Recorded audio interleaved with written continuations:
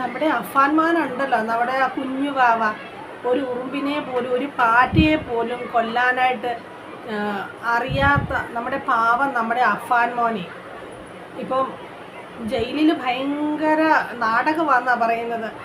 അവൻ അതൊന്നും കഴിക്കാനൊന്നും, ആ ജയിലിൽ കിട്ടുന്ന ഫുഡൊന്നും കഴിച്ചാൽ പോരാ നമ്മുടെ കുഞ്ഞുവാവയ്ക്ക്.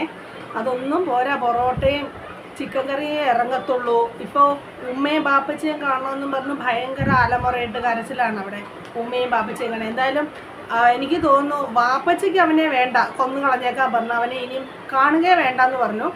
ഉമ്മച്ചിയാ കാണണം, എൻ്റെ മോനെ കാണണം, എൻ്റെ മോനെ വിട്ടു തരണമെന്ന് പറഞ്ഞ് നടക്കുന്നത് ഇപ്പോൾ ഉമ്മച്ചിയാ. വാപ്പച്ചിക്ക് എന്തായാലും മോനെ വേണ്ട. പാവം പിടിച്ച ഒരു വാപ്പച്ചി ജീവിതകാലം മുഴുവൻ ആ കുടുംബത്തിന് വേണ്ടി കഷ്ടപ്പെട്ടിട്ട് കിട്ടിയ പ്രതിഫലം എന്തായാലും കൊള്ളാം. എന്തായാലും യൂട്യൂബേഴ്സ് എല്ലാവരും കൂടെ ഒരു പെണ്ണിനെ കണ്ടുപിടിച്ച് നമ്മളുടെ അഫാൻ മോനെ കല്യാണം കഴിപ്പിക്കാൻ പോവാണ്. അത് ആരാണെന്നല്ലേ, ചേരേണ്ടതേ ചേരത്തുള്ളെന്ന് പറഞ്ഞതുപോലെ ചക്കിക്കൊത്ത ചങ്കരൻ തന്നെ നമ്മുടെ കഷായം ഗ്രീഷ്മ. ആ പാവം പിടിച്ച ഫർസാനെ ഇവൻ കൊന്നില്ലേ, പാവം പിടിച്ച ഫർസാന. പക്ഷെ ഇത് ചേരും, രണ്ടുപേരുമാവുമ്പം ഒരാളുടെ കയ്യിൽ ചുറ്റികയും ഒരാളുടെ കയ്യിൽ കഷായവും, കട്ടയ്ക്ക് പൊരുതി നിന്നോളും രണ്ടുപേരും ചേരും. അങ്ങനെ നമ്മുടെ കഷായം ഗ്രീഷ്മേനെയും നമ്മുടെ അഫാൻ മോനെയും കൂടെ എല്ലാവരും കൂടെ കല്യാണം കഴിപ്പിക്കാൻ പോവുക കേട്ടോ.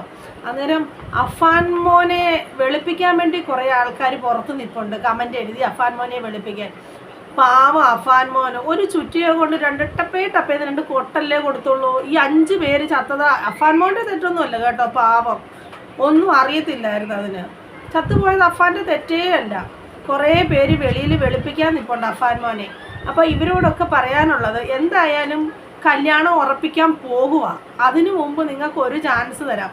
നിങ്ങളുടെ വീട്ടിലെ സഹോദരിമാരോ കല്യാണപ്രായമായ ആരെങ്കിലും ഉണ്ടെങ്കിൽ അഫാൻ മോന് വേണ്ടി ആലോചിക്കുന്നത് നല്ലതായിരിക്കും. എന്നാന്ന് വെച്ചാൽ ഇപ്പം നല്ല നടപ്പ്, ജയിലിൽ നല്ല നടപ്പ് നടന്ന് നല്ല നടപ്പിൻ്റെ സർട്ടിഫിക്കറ്റൊക്കെ പോലീസുകാർ കൊടുക്കുമെന്നാണ് പറയുന്നത് കേട്ടത്. പോലീസുകാരുടെ മുൻപിലൊക്കെ നല്ല നടപ്പാണ് അവന്. ഒരു പാവം പിടിച്ച മോനാണെന്നാണ് പോലീസുകാരൊക്കെ പറയുന്നത്. ഇനിയിപ്പം എങ്ങാണ്ട് ഊളംപാറയിൽ എങ്ങാണ്ട് ചെക്കിങ്ങിന് കൊണ്ടുപോകുന്നെന്ന് പറയുന്നത് കേട്ട്. ഇത്രയും പേരെ കൊന്നതല്ലേ, വല്ല മെൻ്റൽ ഡിപ്രഷനോ വല്ലതും ഉണ്ടായിട്ടുണ്ടോ, അങ്ങനെ എന്തെങ്കിലും പ്രശ്നം ഉണ്ടോ എന്ന് അറിയാൻ വേണ്ടി ഊളംപാറയിൽ ഇനിയും താമസിക്കാതെ കൊണ്ടുപോകുമായിരിക്കും ചെക്ക് ചെയ്യാനൊക്കെ ആയിട്ട്. എന്തായാലും നല്ല സൽസ്വഭാവിയാണ്, 100% ഗ്യാരണ്ടിയാണ് കേട്ടോ അവന്. നിങ്ങളുടെ വീട്ടിൽ ഈ വെളുപ്പിക്കാനായിട്ട് മെസ്സേജ് വിടുന്നവരുടെയൊക്കെ വീട്ടിൽ ആരെങ്കിലും ഒക്കെ ഉണ്ടെങ്കിൽ വേണമെങ്കിൽ കല്യാണം ആലോചിക്കുക. എന്തായാലും അവൻ്റെ വാപ്പച്ചയ്ക്ക് വേണ്ട, ഉമ്മച്ചി സ്വീകരിക്കുമായിരിക്കും. അതുകൊണ്ട് നിങ്ങൾ നോക്ക് കേട്ടോ ഒന്ന്.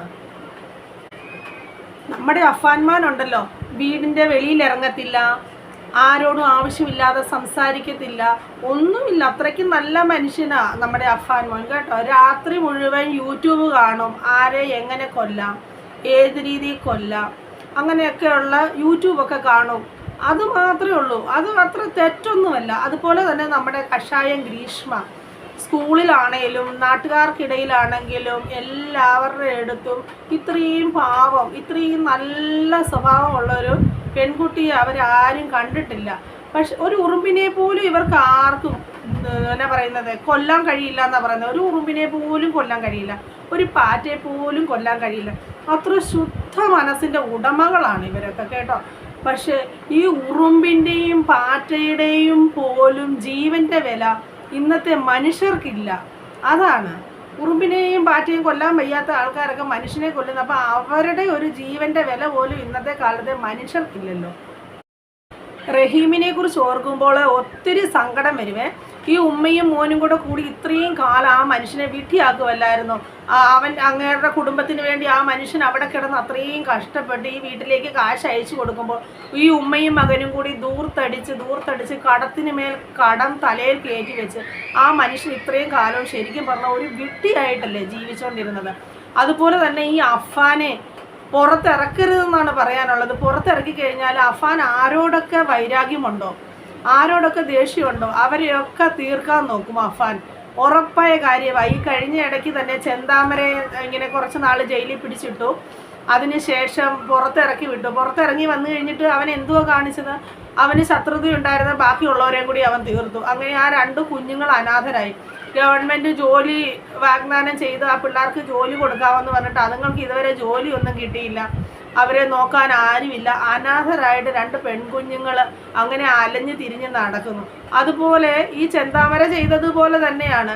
ഒരു ക്രിമിനൽ മൈൻഡിന് ഉടമകളാണ് ഇവരൊക്കെ. അപ്പോൾ അത് അവരിൽ നിന്ന് നിശേഷം തുടച്ചു നീക്കാനൊന്നും പറ്റുന്ന കാര്യമല്ല ഇതൊന്നും. അതുപോലെ തന്നെ അഫാൻ പുറത്തിറങ്ങി കഴിഞ്ഞാൽ മിക്കവാറും താമസിക്കാതെ ആ വാപ്പയെ കൊല്ലും അവൻ.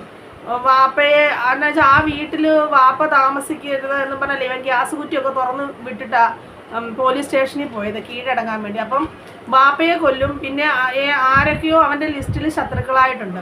അപ്പോൾ അവരെയൊക്കെ ഇവൻ കൊല്ലാനുള്ള ചാൻസ് ഉണ്ട്. അതുകൊണ്ട് ഇവനെ പുറം ലോകം കാണിക്കരുതെന്നാണ് പറയാനുള്ളത്. ഈ അഫാൻ മോനെ വെളുപ്പിക്കാൻ നടക്കുന്നവരുടെ വീടുകളിൽ വേണം ഇങ്ങനെയൊക്കെ സംഭവിക്കാൻ. അന്നേരം അറിയാം അതിൻ്റെ സുഖം, എന്ത് നല്ല സുഖമായിരിക്കുമെന്ന്. ഇങ്ങനെയൊക്കെയുള്ള വീടുകളിൽ, ഓരോ വീടുകളിൽ ഇങ്ങനെ നടന്നു കഴിയുമ്പോൾ അറിയാം. പിന്നെ കടം മേടിച്ചാൽ തിരിച്ചു കൊടുക്കണം. ഇനിയിപ്പം നാളെ തൊട്ട് ഈ യുവാക്കളെല്ലാം കടം മേടിക്കാൻ അങ്ങ് ഇറങ്ങിയാൽ മതിയല്ലോ പുറത്തോട്ട്. നാട്ടുകാരോടെല്ലാം കടം മേടിക്കുക, അവസാനം തിരിച്ചു ചോദിക്കുന്നവരെ ഇങ്ങനെ ഒരു ചുറ്റിയം കൊണ്ട് ഇറങ്ങി തലയ്ക്കടിക്കുക, കൊല്ലുക.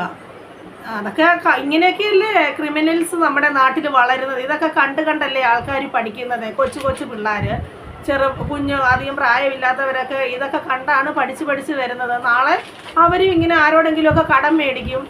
വലിയ ശിക്ഷയൊന്നും കിട്ടാൻ പോകുന്നില്ല. ജയിലിൽ ചെന്നാലും സുഖമായിട്ട് ഫുഡൊക്കെ കഴിച്ച് ഇങ്ങനെ നല്ലപോലെ വണ്ണമൊക്കെ വെച്ച് നല്ല നടപ്പും സർട്ടിഫിക്കറ്റും ഒക്കെ കിട്ടി ഇങ്ങനെ ജയിലിൽ കൂടെ നടക്കാം. അതായത് കഷ്ടപ്പെടാതെ ജീവിക്കാം. ജയിലിൽ ചെന്നാൽ ഒരു കഷ്ടപ്പാടും ഇല്ലല്ലോ. കഷ്ടപ്പെടാതെ 4 നേരവും നല്ലതുപോലെ വെട്ടി വിഴുങ്ങി അവിടെ ഇങ്ങനെ ഇരിക്കാം. അന്നേരം ഇങ്ങനെ ഈ പുറത്ത് എന്തെങ്കിലും പൈസയ്ക്ക് ആവശ്യമുണ്ട് ആരോടെങ്കിലും കടം മേടിക്കുക, എന്നിട്ട് ഇങ്ങനെ ചുറ്റിയൊക്കെ അടിച്ച് കൊല്ലുക.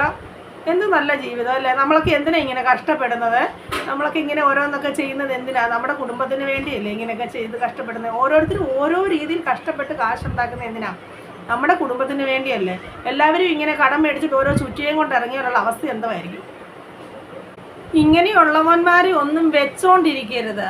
അപ്പോഴേ തട്ടിക്കളയണം. തല വെട്ടിക്കളഞ്ഞേക്കണം ഇവന്മാരുടെയൊക്കെ. വെച്ചോണ്ടിരിക്കുകയേ ചെയ്യരുത്. പിന്നെ പരോളിൽ വിടുക, പുറത്തിറക്കുക, അങ്ങനെയുള്ള ഒരു നിയമം വേണ്ട. ഇങ്ങനത്തെ തെറ്റ് ചെയ്യുന്നവന്മാരെ അന്നേരവേ തീർത്ത് കളഞ്ഞേക്കണം. ശരിക്കും പറഞ്ഞാൽ ഇങ്ങനെയുള്ളവന്മാർ ഒന്നുകിലും കൈയും കാലും അങ്ങ് വെട്ടിക്കളഞ്ഞേക്കുക. പിന്നെ അവന്മാർക്കൊന്നും ചെയ്യാൻ പറ്റത്തില്ലല്ലോ. പിന്നെ അവന്മാരെ നോക്കണേ വേറെ വല്ലവരും വേണം. പിന്നെ ഇവരെങ്ങനെ വല്ലതും ചെയ്യാനാ? ഒന്നുകിൽ ഇങ്ങനെയുള്ളവന്മാരുടെ കൈയും കാലും വെട്ടിക്കളയോ, ഇല്ലെങ്കിൽ അന്നേരം തന്നെ ഇവന്മാരെ തീർത്ത് കളയുകയാണ് വേണ്ടത്.